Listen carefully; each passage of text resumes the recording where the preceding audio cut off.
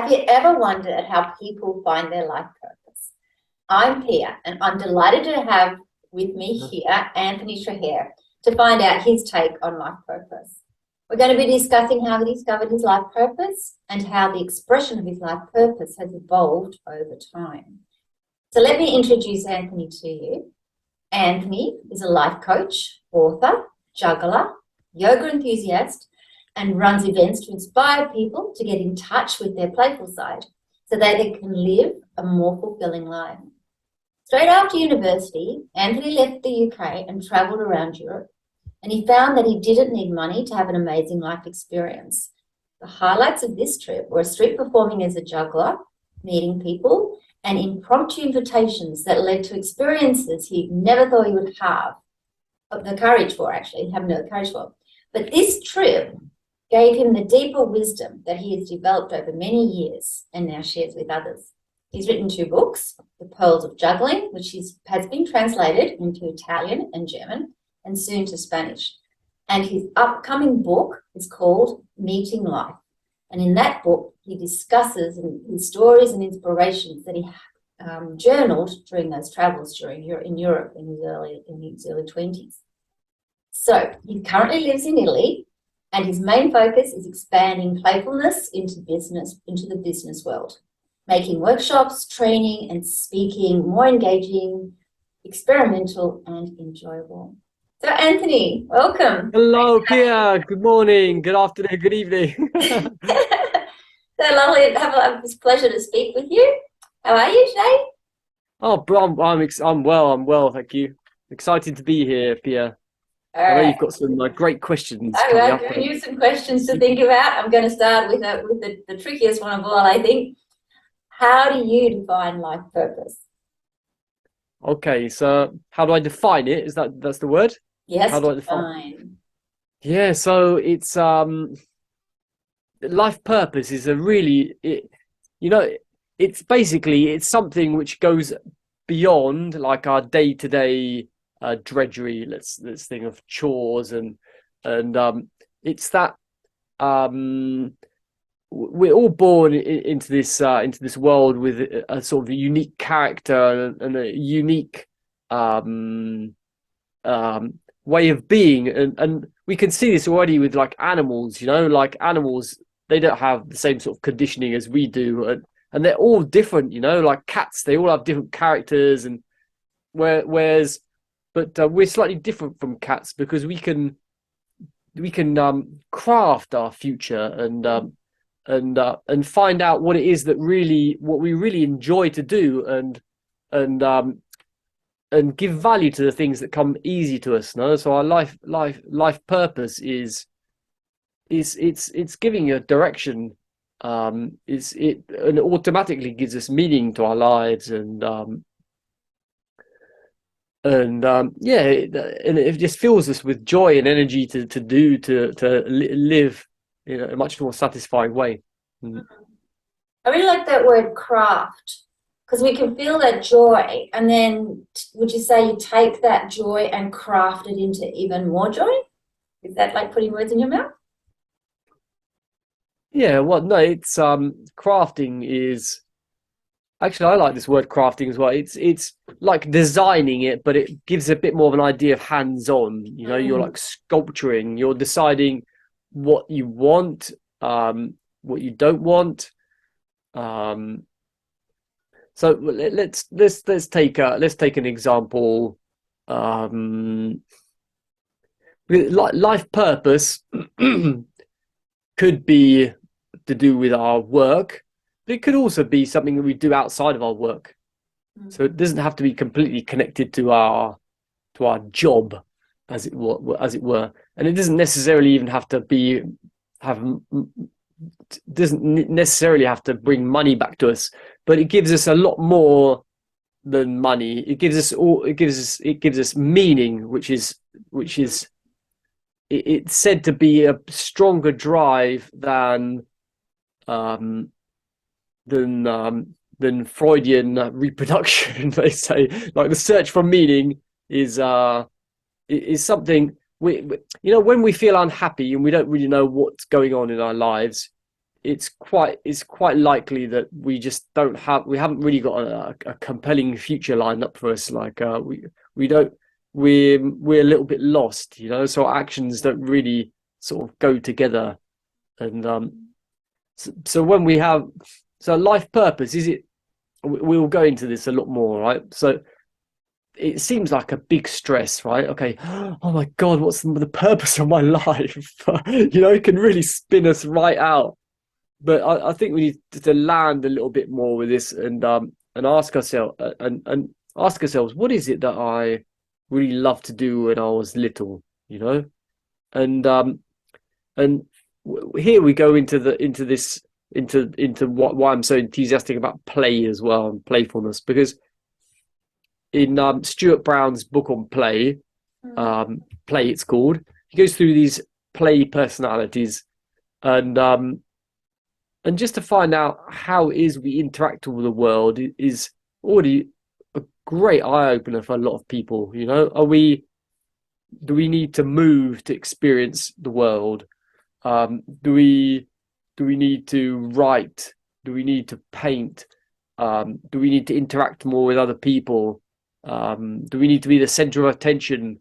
Do we need to be on our own? You know, all these questions are very helpful to know what sort of character I am and what sort of activities are more suited to me as well. And yeah.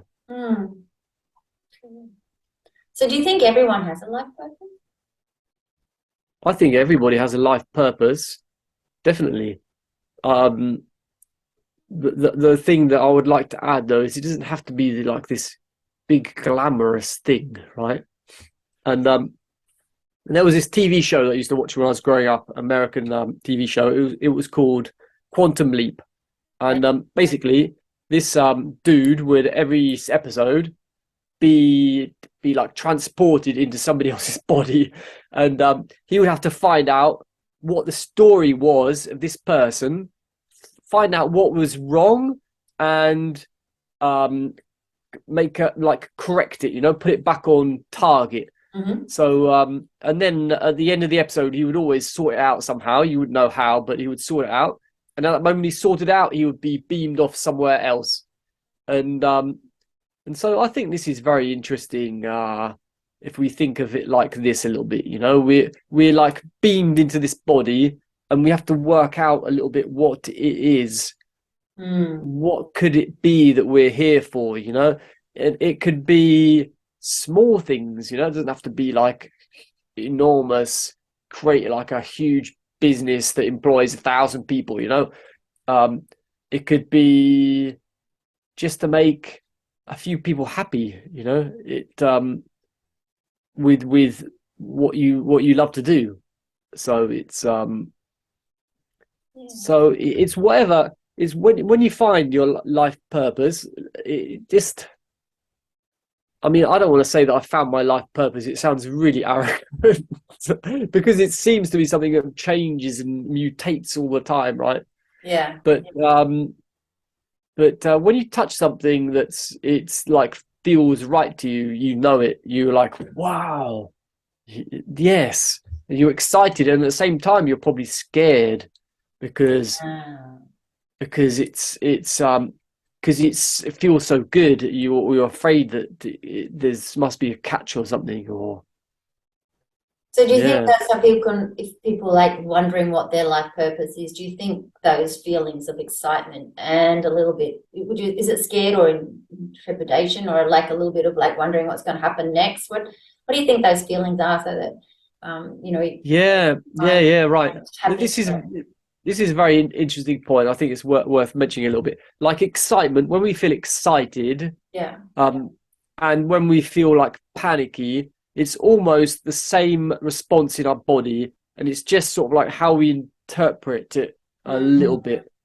So if we have an excitement in our body and we go, oh, what's that?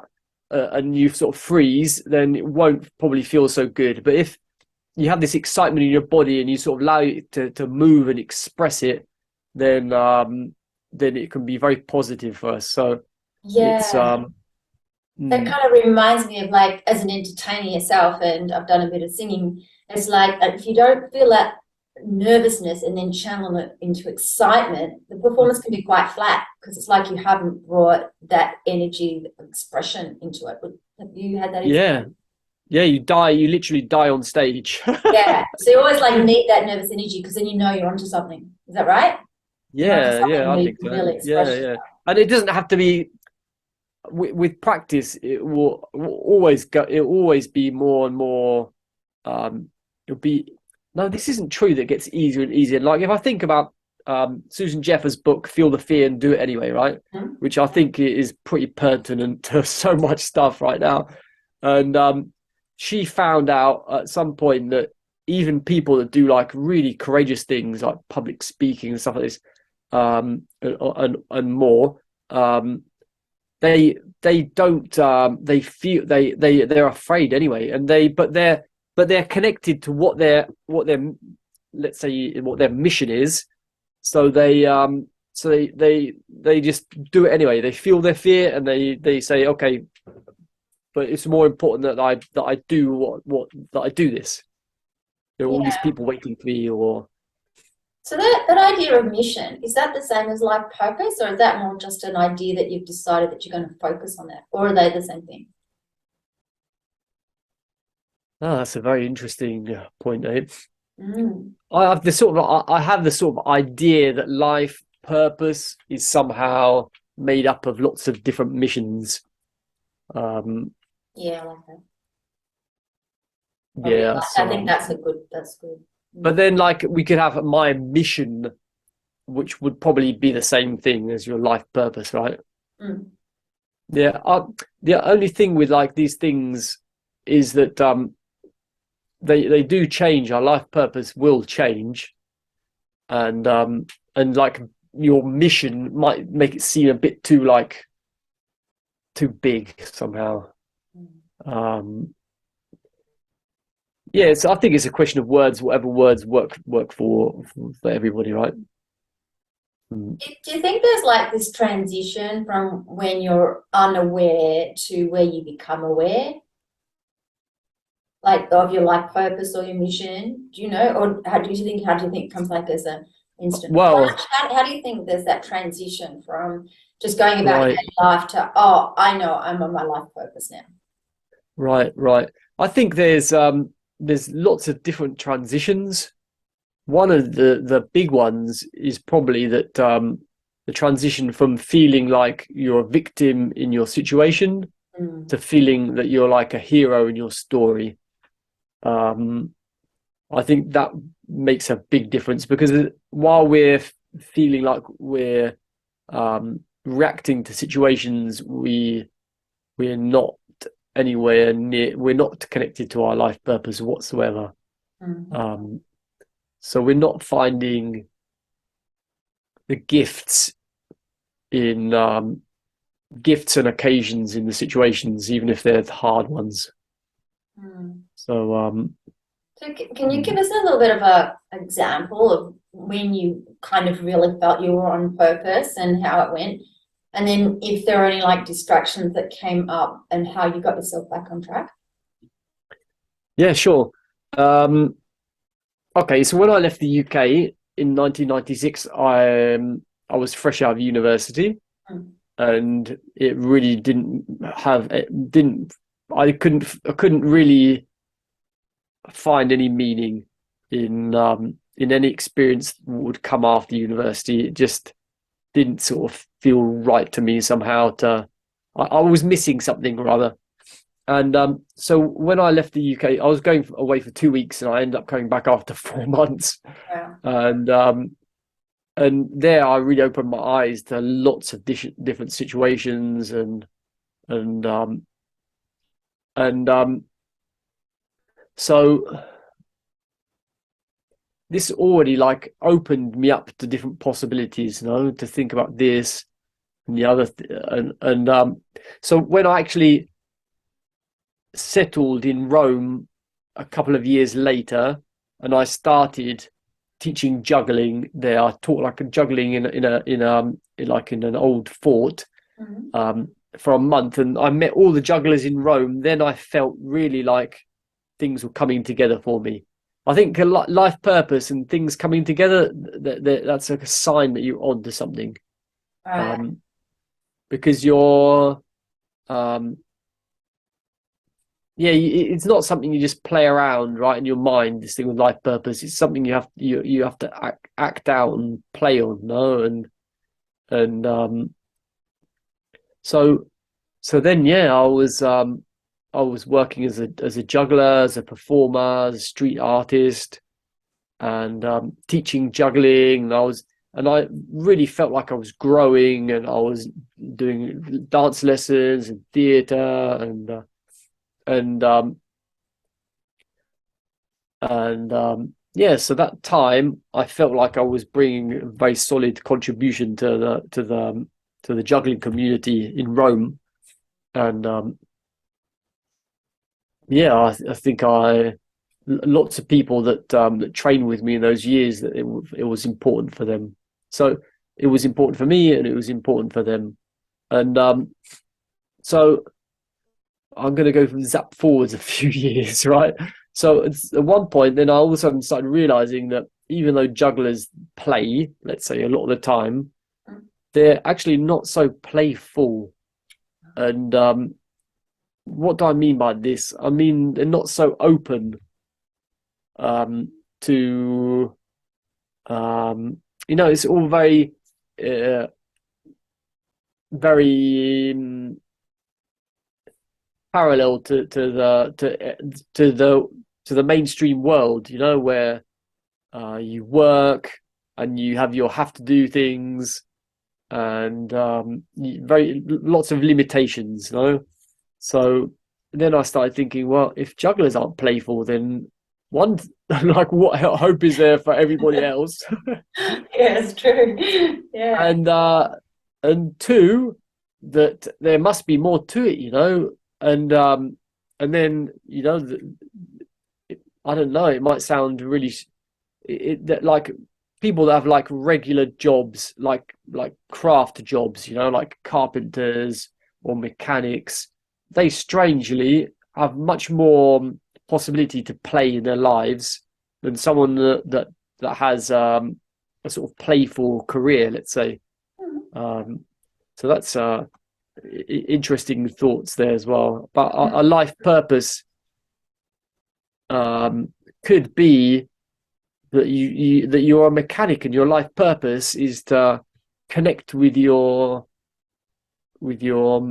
clients in a fun way, or Yeah, it might be how you just smile when you hand over the keys and they love their car again and they feel good about their lives. Yeah, be something really yeah. You can. There's our mechanic. He seems a bit zen. I don't know what he does, but a very calm mechanic, and yeah.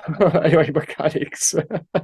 One thing I liked about your story about the juggling that you did in Rome for a while is that you said the word action, and that whole experience in Rome was you taking action and actually exploring and like developing and keeping on moving forward. Because sometimes I think people think they've got a life purpose and it's done. It's not. Would you say it's like never done? You keep moving forward and keep discovering what else there is. Yeah. Yeah. And you might actually not realize it at the time that that is your life purpose, right? But it's just yeah, you just want to do it. That's right. You're just excited about it, and so it. But we could have like the what's the word for it? Like the converted Christian syndrome, right? Where you want to like convert everybody. You like you start doing yoga and you want to like get everybody involved, and it's not quite that. That's not quite life purpose. Life purpose would be that you start to do yoga maybe, and you get really into it, and you read lots of books, and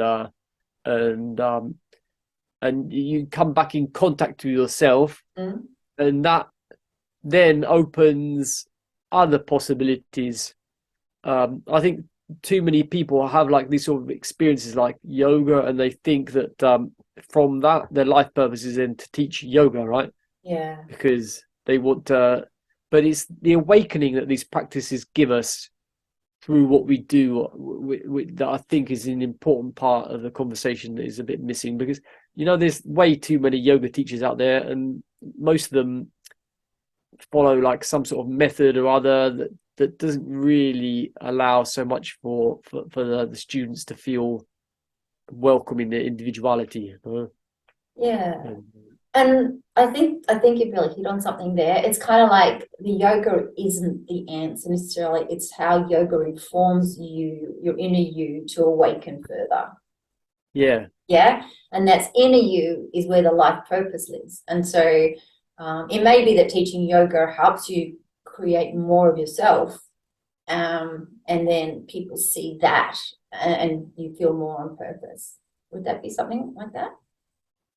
Yeah, no, absolutely. I mean, someone's life purpose might well be teaching yoga, just using it as an example, right? To use an example. But lots of people, and anyway, the people that isn't really their thing, they move on to something else anyway.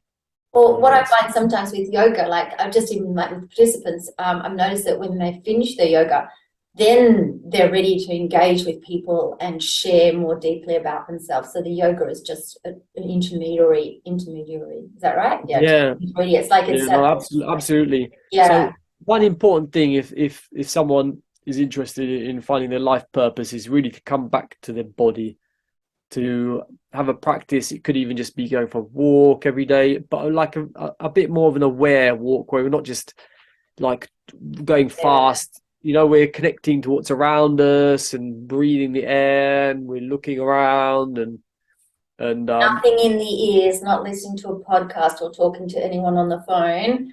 You're actually just in the environment, right? I see a lot of people walking and they're talking and listening and yeah, I think you have to be a bit honest with yourselves. It's like I like to listen to things.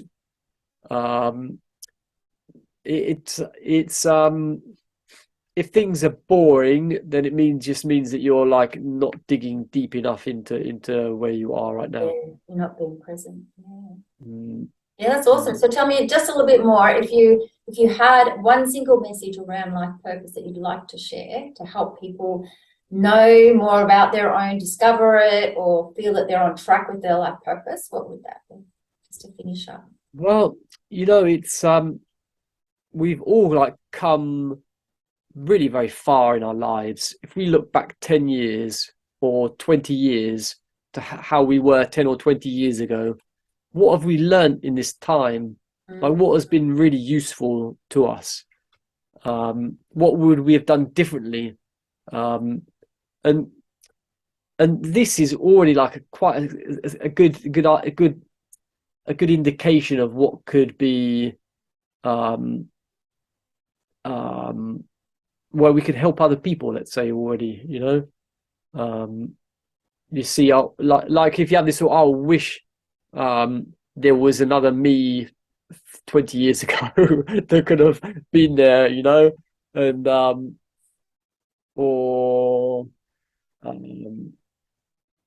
yeah, and this idea of looking of what you see is missing in the world is quite a good indication of where you need to be acting out, because we don't all see the same things that are missing. It's very clear. So whatever you see is missing in the world, that could be calling you to step up and do something about it. Okay, nice. Well, thanks, Anthony. Now, so thank you so much for your time. So please let us know how we can find out a bit more about you and your books. There might be some people that would like to read your juggling book. Or Meeting Life. I've just my new website has just gone live, and it'll be tweaked and it'll get better and better all the time. AnthonyTrahair.com. Yeah, and Trahair is spelled Trahair. That's it. Beautiful. Thanks, Anthony. Thank you. And thank you for listening. My name's Pia. I'm a life purpose coach, and if you'd like to find out a little bit more about me, you'll find me on my website at thrivinglife.com.au. See you next time.